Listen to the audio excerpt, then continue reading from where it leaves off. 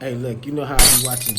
I be watching everybody's channel on YouTube, and they always be like, "Hit the subscribe button." You know what I'm saying? Like, share, and comment. I'm about to say the same damn thing. Hit the subscribe button. Like, share, and comment. It's your boy Dismos. Just sit back, man. Just chill out, roll up something, get your drink, whatever you gonna do. You know what I'm saying? You're 18 and over, man. Get ready for the ride. You know what I'm saying? The King's Table. I'm about to bring you all kind of exciting past guests and all. Man, just check it out. Say, man, you just watched episode number 1. Now you about to watch episode number 2 with Sir Jinx dropping game. Sir Jinx produced No Vaseline for Ice Cube, and Rhythm D produced Bill Compton City G's for Easy E. Both of them was on this episode. Before you do that, hit like, subscribe, and a notification button so you can know when I put the next video up. Especially if you're not watching us live every Wednesday and Thursday night on Instagram at King Tech TV, or look at your boy Dismos, or at Roach Killer Music. You'll find either one of us when it's light up at 8 o'clock p.m. Pacific Standard Time on a Wednesday and Thursday. You know, jump on and see. You can see it first, and you can hear some exclusive music. Some of the music that Sir Jinx is gonna play. You should have watched it on the show. So I might leave some of it out, but I'm gonna play a little bit of it just to give you a tease. You know what I'm saying? But check it out, man. King's Table. You know what I'm saying? King Tech TV every Wednesday and Thursday, 8 o'clock p.m. Hey! Woo! Let's go, baby! Let's go! Appreciate you guys. Thank you for stopping in. King Tech TV. I'm King Tech. Thank you guys for joining. We're gonna have an absolute legend in the house. Not only is it Dr. Dre, the Dr. Dre, not only is it Dr. Dre's cousin, which is cool, that's cool. But Ice Cube's producer, his body of work alone speaks volume. This is an OG master producer that you guys need to get familiar with if you're not already. We're gonna have an absolute legend DJ. Sir Jinx is gonna be joining. We'll get into some shit. I just want you guys to learn about this legend. A legend that I've looked up to for a very long time. And very excited to have him on my show. So I appreciate you guys stopping in. Hopefully you'll stick around and see the legend. I'm gonna send an invite out to him in just a moment. If I don't see him stroll through. Actually, I'm gonna wait a second and see if he strolls through. What's up, brethren? Shit, look who it is. Sir Jinx in the building. What's up with you, OG? Man, my guy, thank you so much, bro. Thank you so much for doing this. Damn. Yes. Crazy. It is an honor to meet you, sir. Huge honor. Oh, I got this most here. Let me bring it. It is an honor to meet you, sir.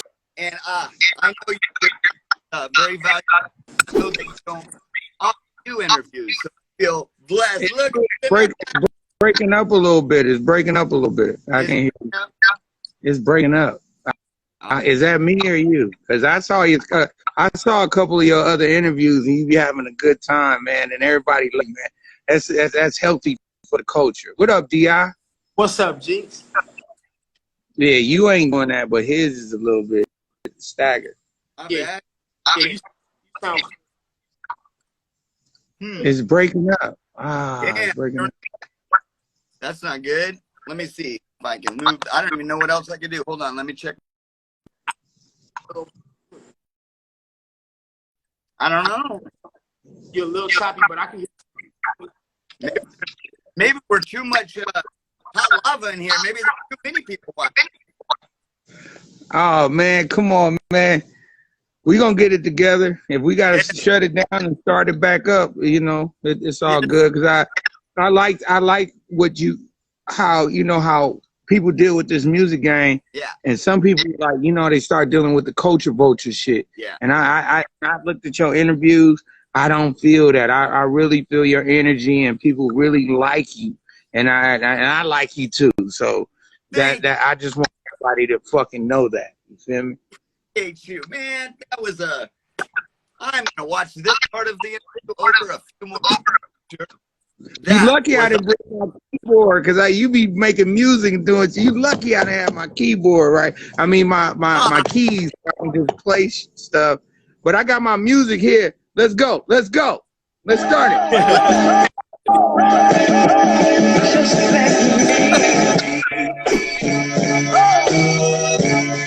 Let's go.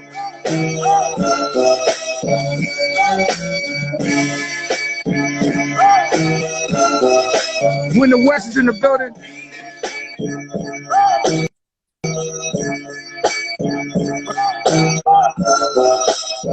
Watch this.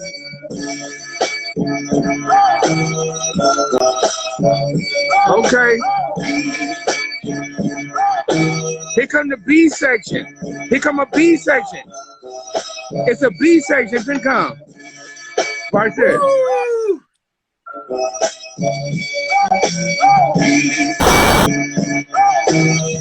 It's called Let Me Be.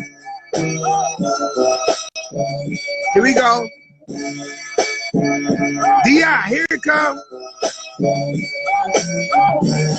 Oh. We're going to stop. Just let me do it again.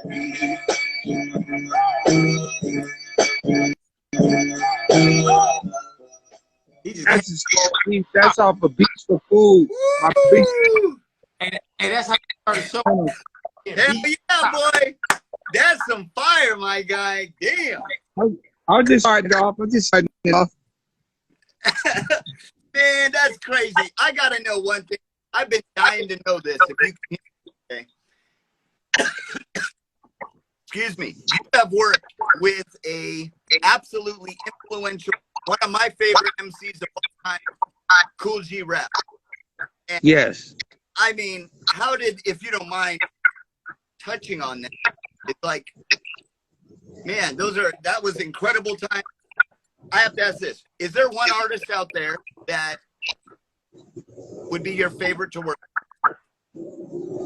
Well, everybody had good things about them. It's like having 5 kids. Not one of them is the best, but they all did something good. Right. And it did something to make me remember. And me dealing with G-Rap was me dealing with Warner Brothers. And I was dealing with a lady named Karen Jones. She was the vice president. She was dealing with the Benny Medina and the situation. Mike Conception, that's shout out to Mike Conception, took me up to Warner Brothers when I was like 18 or something. And like, cause I did that when I was like 19 and 19 years old when I did that. And they plugged me with G-Rap. They asked me, did I know G-Rap? And I was like, yeah, I know G-Rap. And but I didn't know him. I knew of him. You feel me? Yeah. And they was like, would you want to work with him? And I was like, yeah. And then I had so much fun with G-Rap because we was dealing with Warner Brothers money, And some of the times when you work with an artist, you deal with the artist. You don't deal with the label. Right. The artist don't have no money. But when the artist deals with the label, yeah. They had us in hotels, and we had car service. It was a lot going on. So that's what made us work good together, is how they let it happen. So that was something precious between me and G-Rap, is how it happened. Yeah, that's incredible. It's just you work with so many incredible artists. You and your own music's incredible, but I just recently learned something about you that actually I didn't know you could level up in my mind. When I heard about your instrumental. Right. I mean, that is those instrumentals that and the conversation, I have to say on it. We talked on my, and just within a short time frame, I think you spit so many gems that I feel like there's so many producers I know watching right now that follow me, that are a fan of you. Like, what do you think would be a good advice for the youth of today's producers? Like I said, when we was talking earlier, a lot of producers run behind rappers to be seen. at some point, producers need to stand up on their own and let other people have an outlook on the beat rather than just trying to sell it. Absolutely. Because sometimes selling it, you can sell the beat to a wrong person. Yeah. And then they don't bring out what should be in the beat. So when I started doing my instrumental records, it was just giving a clean slate on another look or another outcome on the beat. Because when I make a beat, I have a certain way I think it should be. But when I deal with good trainers and good fighters, I call rappers rap-leets. And they athletes, but they rap-leets. And they might take it another way. And I have to trust that. You know, I don't own the game. I just run mine. And with the instrumentals, I always inspire producers to let other people have an opinion on your beat without you. If your beat is dope, it's dope. A good idea can always be added to. You know what I'm saying? Yeah. Yes. And I don't always want to make beats to sell.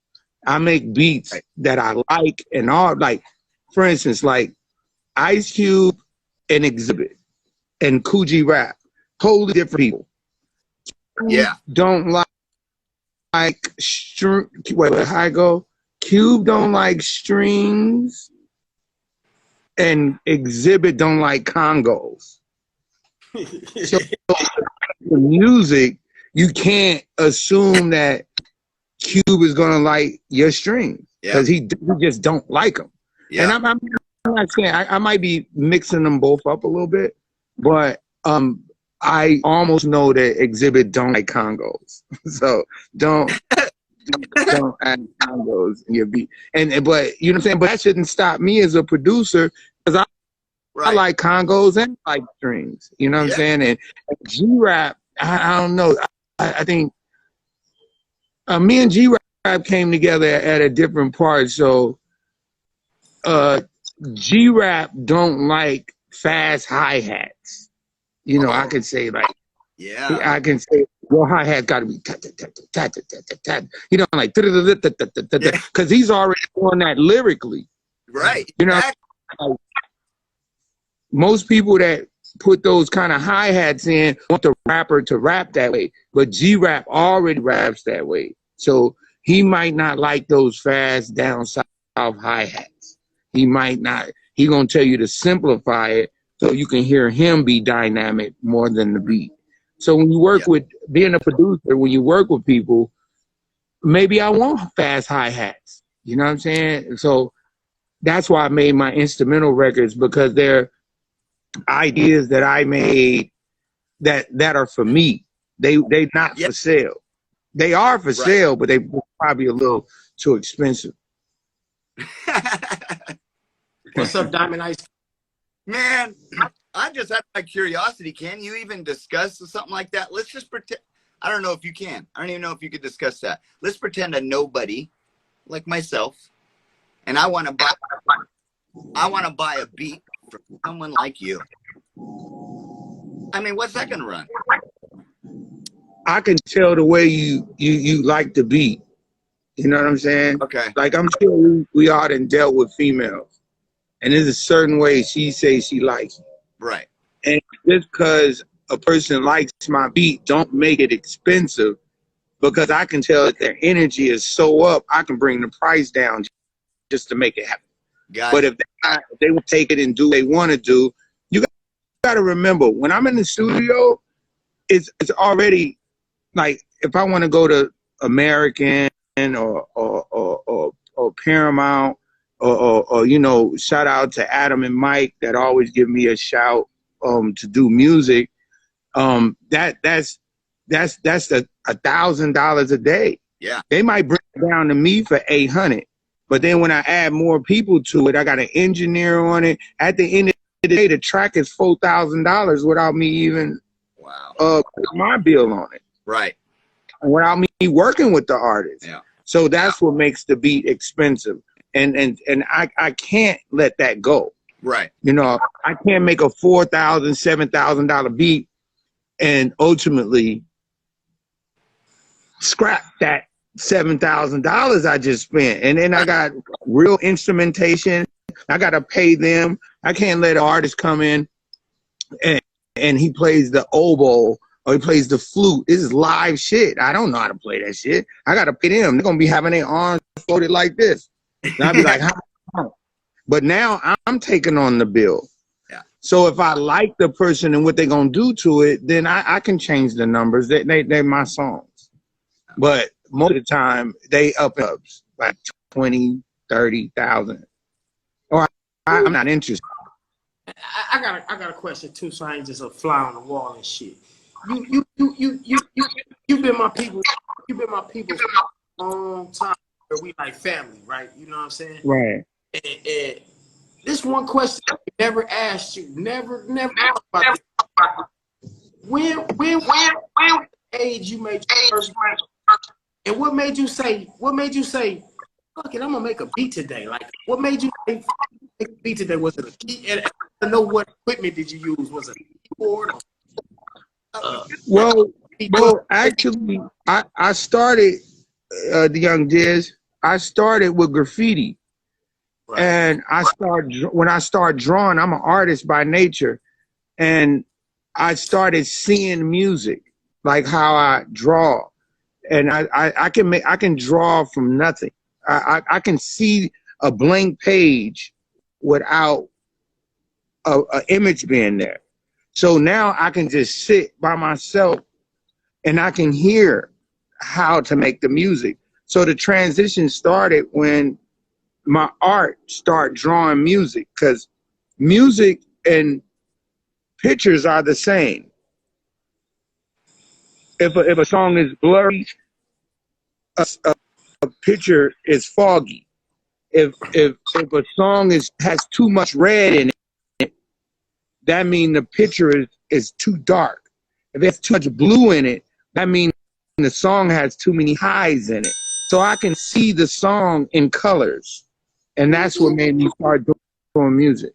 Because I can see the color. I can see orange. I can see the primary colors, the red, yellow, and blue. I can see it. And I know how to make green into, I know how to take yellow and red and make orange. I know how to do this. So that's what made me start making music, so I could see it without me recording it. But was it something was it a song that you heard? You was like, or was it like a movie you watched, or was it somebody like that just I'm about to make a beat?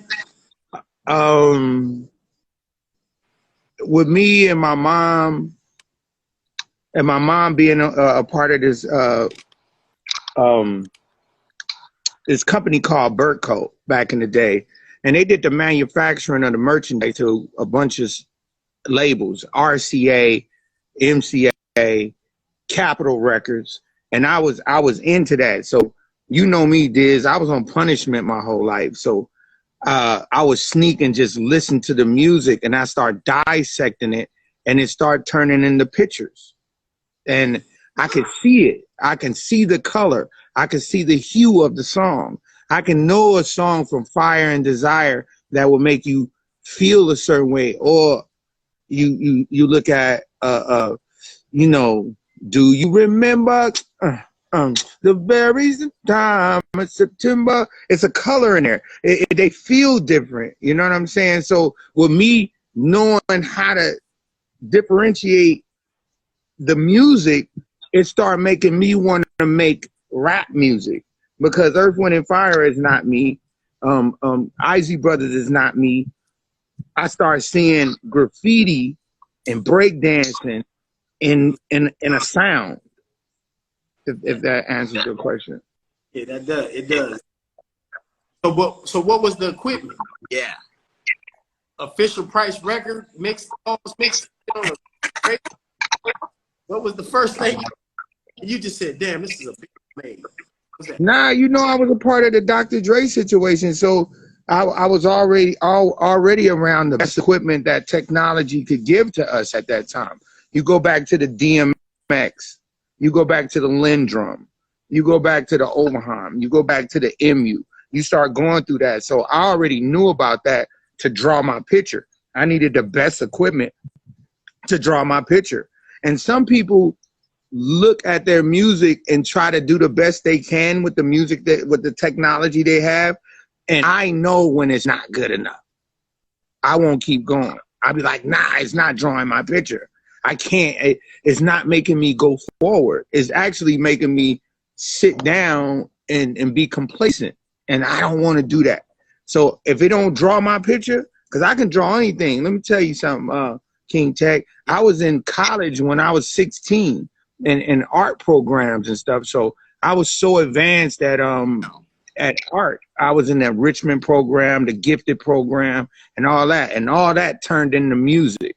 So when y'all hear my music, y'all hear all the motherfucking say, that's just me knowing how to Photoshop before Photoshop happened with music. But it was pictures that made me do that. I get it. I'm an artist myself. I draw and paint, and man, so I absolutely get what you're saying. That's how I started when DI was asking me. Like, it wasn't no equipment, because I believe I learned the craft and not the tool. Gotcha. I can work on anything. Yeah. I learned the craft. I learned the culture and what we need rather than a machine. That's how I can tell you the machine ain't good enough and not good enough. Because back in the day, we used, the Dr. Rhythm and the 909s and whatever was available back in them days. Right. It wasn't good enough. We needed more. So the MPC came with the Roger Lynn, moving over to a Kai, and man, I don't know why I know all this stuff. There. Now, a word from our sponsor, Dizzle. Do you Dizzle? And if you don't, you need to. Go to Dizzle.com for locations for the premium liquor, Dizzle. But is there your own individual project that you consider you're most proud of? Hold on, let's go. Watch this.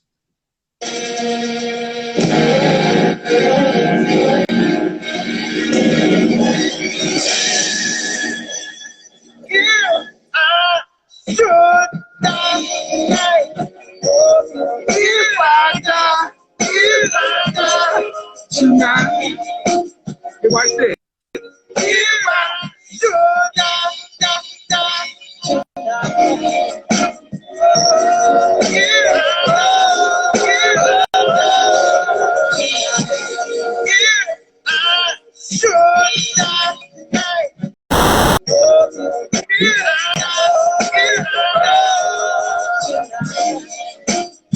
So there's not no individual situation that all of them is beautiful to me. They like all my kids. I like an orphanage. Like, they all beautiful. Some of them are short, fat. Some of them are tall, skinny. I love them all. I got you now. I completely. Who's that down there? Who's that in the corner? Is that my What's yay? good with it, Jinx? What's good with it? It's Stefan and Rhythm D up in there, man. Rhythm Dizzle. The Cleaners. What up? Are we still the Cleaners? We the Cleaners. We the damn superstars. We everything. We the West Coast. You don't remember the group we made, the Cleaners? Yeah, it's supposed to be me, you, and Battle Cat. and Chill. Yep. Right. We was going. Hey, we had a group called the Cleaners. What's up, y'all? That's ever been said. What happened? Say it again, please. That was the coolest shit that's ever been live. That you, Battle, we're gonna make a group together. We all got egos, and me and Rhythm. But we got to control the wings, and me and him we both cocky about it, but I still listen to what he say. He listen to what I say, and that's how it's about, because we don't have to listen to what each other say. But I'll be like, oh shit, you might be onto something, because he's been around so long that we've been trying technology, and we're thinking in the future. So everybody is thinking for right now. But the music I'm playing right now came from 2008 and you know what I'm saying, like 2004. and I'm seeing the future today. I'm living in the future right now. But when I'm thinking about it, everybody ain't even knowing that. That's how me and Rhythm know how to talk to each other, because we usually talking in the future, something that hasn't been invented yet.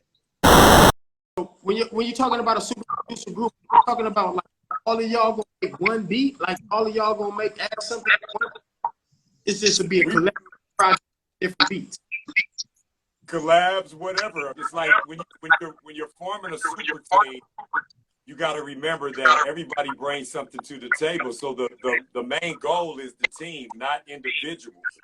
You feel me? Right. So even if I cooked up one all by myself and Jinx came in here and added an 808 and skilled the cleaners and vice versa, there is no I in team. Niggas that sit on the bench still get rings even if they didn't play in the finals. Shit, the water boys get rings. Everybody can participate. The cleaners, we were dying to the assist. Nobody wanted to take it to the hoop. Nobody didn't want to put it on their back and say, this is what I'm going to do. Everybody was like, oh, I'm going to be in the background. You know, I'm going to be Ronnie DeVoe. Nobody didn't want to be Ralph Tresvant. I remember when you played me, what was it, the Aaliyah joint, the one that you you ended up giving. Remember that beat that you did, Jinx? Dope. Right. Dope. Yeah, exactly. Right. Hey, but the coolest thing about that beat, when I made that If I Die Tonight, shout out to Def Jeff for coming over to my house and teaching me how to work with, because I was on drum machines and going crazy, and he came over and showed me how to use the reasons. And out of the first 3 beats that I made, all 3 beats I placed except Die Tonight. The second beat was dope, and the other one was I Pray for Myself, and I did that with Sadat X. So when, like I said, I learned the craft, not the tool. You give me anything, a bucket, a chain, a motherfucking cowbell, I'll make that motherfucker work. Trust, believe. Yeah. Yeah. I can vouch for that. I don't care. Incredible.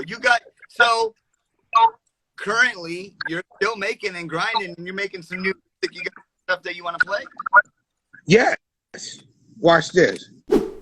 I'm play The Whole World Spins with Corrupt, MC8.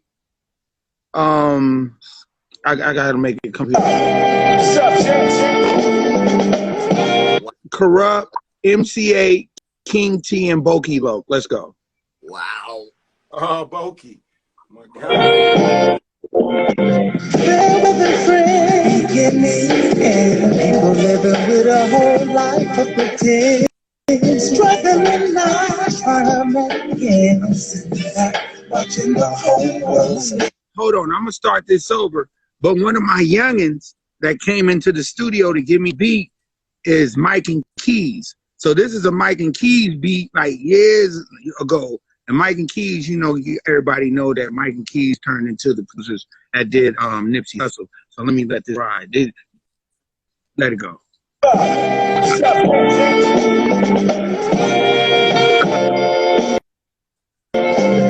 There was a friend in me, and people living with a whole life of pretend, struggling now, trying to make ends meet, watching the whole world spin over and over again. Is this a joke or something?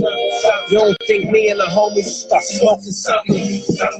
Animator, cause you animate. I made it, I gave it, all that I got. Wait. Hold on. Rhythm. Fire, bro. Here we go. Here go that dope. Let's go. Go, feel like go, boy, really give me that. Go, yeah. Let's go. Boy, really need that. Yeah. Go,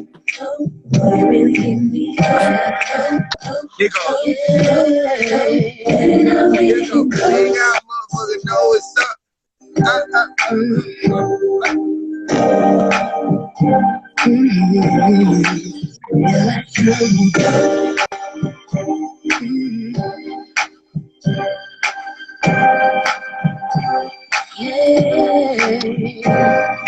Okay, let's get back to it. Get back to the plan at hand. I remember sitting in the car and you played that shit for me, man. I like, nigga. And then I heard it.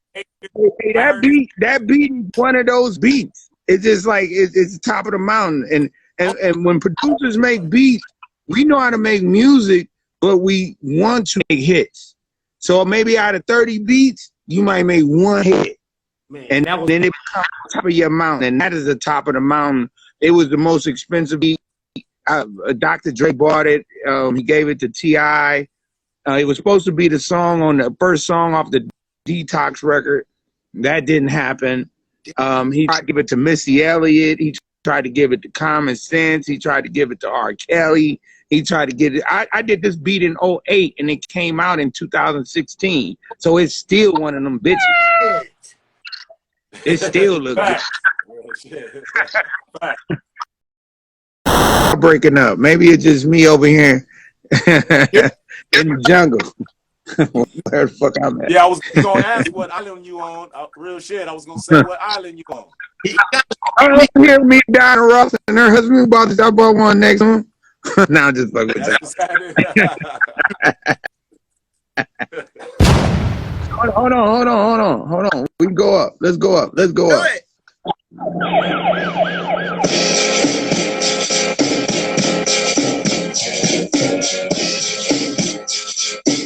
I did it over.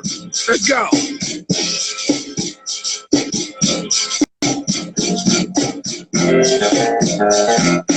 Yeah. Once upon a time, not long ago, when a nigga came through from West Coast, I wanted somebody to change the lyrics.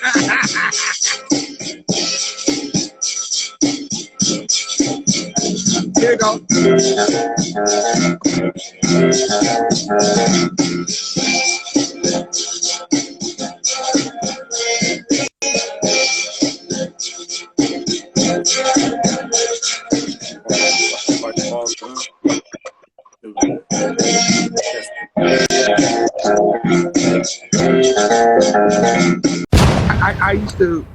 I make my beats. I used to do shit like this.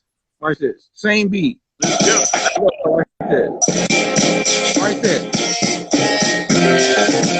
Now I'm gonna switch it. Turn it gangster. It's gonna turn gangster.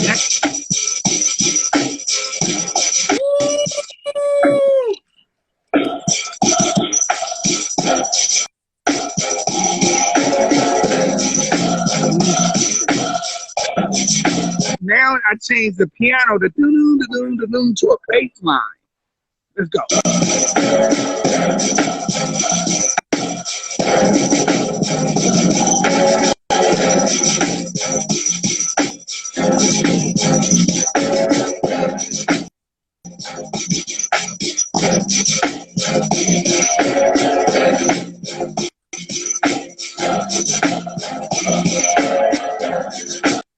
I would love to hear Lyric do the same rap over that beat and do Children's Story over that version.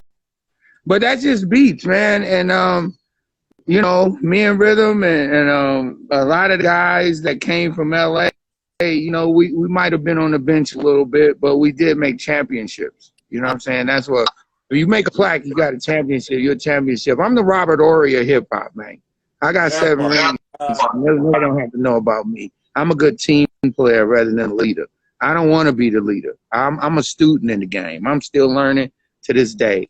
And that's what made me love music, is that I can always be influenced to get closer to a vision that I see. And I wake up in the morning with visions. And people don't understand, like, I can dream about music and wake up and make it. I don't know if all producers can do that. I can write lyrics in my dreams. Right. and wake up and be like, oh, that's a hook. And then you write it down? I'll go right to the microphone because if you write it down, you don't remember the cadence of it. So I got to say it. Man, I always used to say that. I'd be like, what am I thinking? You know what I'm saying? But I got to be like, well, go, but if I don't do that, I'll never remember that one. You know about that rhythm. I know exactly about that. I am a big fan. I appreciate you. Everybody here on my live.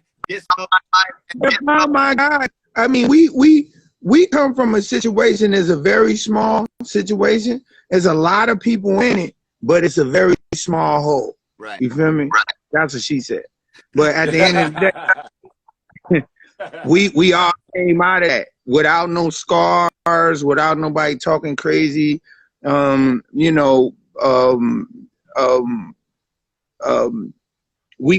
led the race when people needed our help. And we didn't try to be in the music game to go against Dre. We just came in the game to make money and to be heard. And at some point, he did the Eric situation, and I went and did the Cube situation. So that's what me and Rhythm D have. That we the only one that share something like that. Right. And it still worked. It didn't go downhill. We went up. All the way up. we got plaques on just trying to help out, not going against nobody, but at some point being a producer, you gotta lace up your boots and figure out who you want to pay. You want your kids to be rich, or are you gonna be biased to your talent? And my talent can go anywhere, and I'm not gonna let a rapper dictate where my talent can go, and or anybody, I should say, and everybody want us to stand up. When we saw, the Real Compton City G's and stuff like that, and then with my No Vaseline situations like that, we still feel some kind of way about it. It hurt me a little bit as well. Yeah. It wasn't an easy task, but I was hired. I'm a hitman. Right. I can't care about who they want me to shoot at. I got paid. That part. That's what's up. That was Lakers.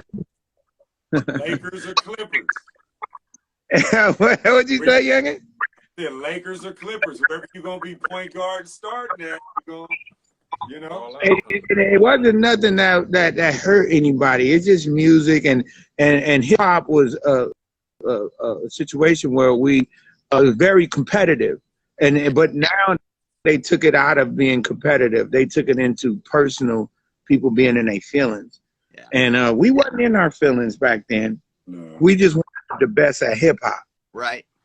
I think that's what I thought when we did the music that we did. I wasn't competing with nobody. I was getting paid to work. That's it. There you go. Yeah, absolutely. We're going to stand up. And we like the time is now. Bone Crusher. Shout out. Brass Cash.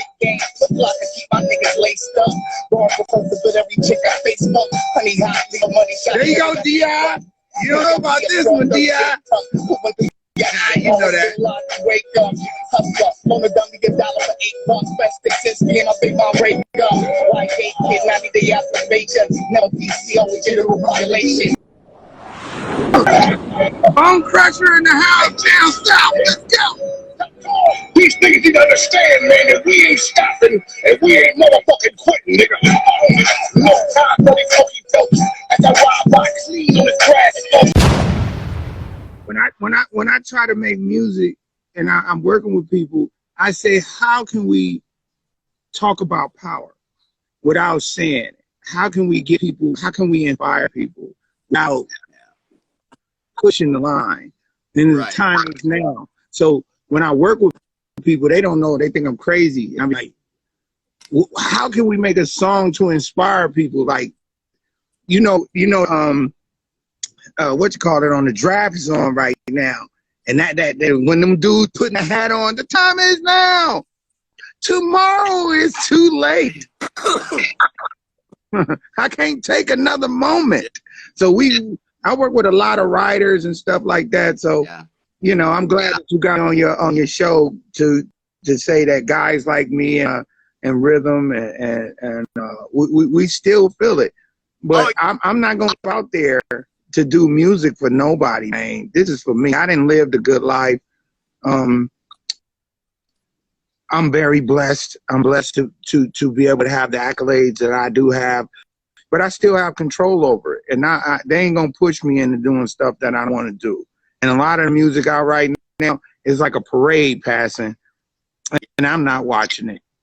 Oh, I love how you said that. Oh, wow. I don't like shock value and people that's bringing other situations into the music rather than being a good artist and inspiring people to be great. And when I did True to the Game for Cube, that was one of the songs that inspired a lot of people. And I did You Can't Play With My Yo-Yo. And when we did You Can't Play With My Yo-Yo, her name is Yo-Yo, but the definition of the song is you can't treat her like a toy. Right. You can't play with my yo-yo. Not her, Yolanda, you know, not her. But she understood that we was trying to, you know, bring up women and deal with that and make her stand up, you know, like a Queen Latifah to say, you can't play with me. My name is Yo-Yo. I'm not a hono. I like to burn. I like to smoke weed. I do that. But you can't treat me like that. So that's still me wanting to inspire people to go further rather than talk down and try to be hard because you tough. Tough people get murdered. You know what I'm saying? Inspirational people are remembered. You know what I'm talking about? I landed. Thank you for your time, bro. Yeah, I got my brothers on the line. Me and Rick. Hey, Rhythm, I keep wanting to say your name, but I had to stop. So whenever I was stirring, because I call you something else. You know what I'm saying? So I'll be like, all right, Rhythm, we gonna do this. My DI. I've been knowing Diz since what was you 10, 12? Diz? Damn. Damn.